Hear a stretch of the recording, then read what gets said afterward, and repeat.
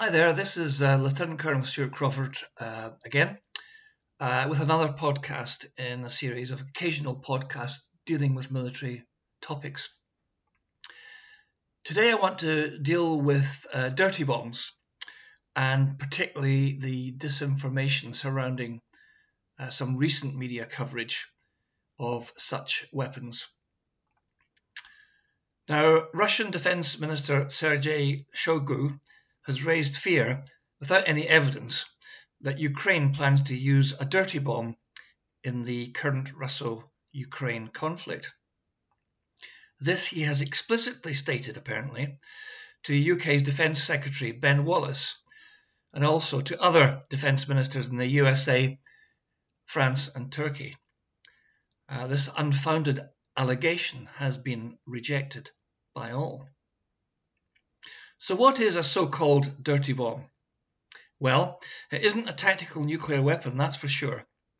Nuclear weapons depend on the fission or fusion of radioactive isotopes to release massive amounts of energy which produce catastrophic results. A dirty bomb, on the other hand, employs a relatively small amount of conventional explosive to scatter radioactive material like uranium, for example, through the air. It doesn't require the highly refined material that's needed for a nuclear weapon proper, but can use radioactive materials from research establishments, hospitals, or indeed nuclear power station waste. On the initiation of the explosive charge, particles of radioactive dust are dispersed and can be dangerous to health, and they can't be seen or smelt or tasted. In other words, it is an invisible killer. The attractions of the dirty bomb, if we can call them that, is that they are cheap and easy to produce.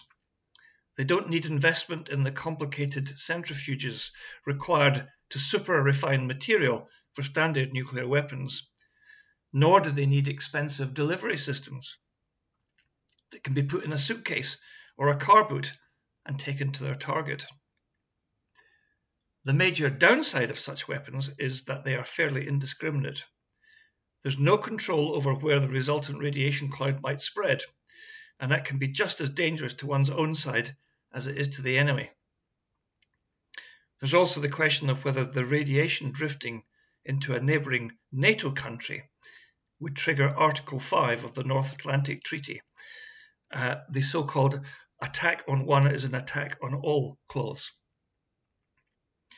The suggestion made by Russia that Ukraine might be planning such a dirty bomb attack is frankly ludicrous and another indication of the desperation of the Putin regime in the face of defeat on the battlefield. There is no suggestion that they are doing so, and I think we can dismiss this particular piece of disinformation out of hand.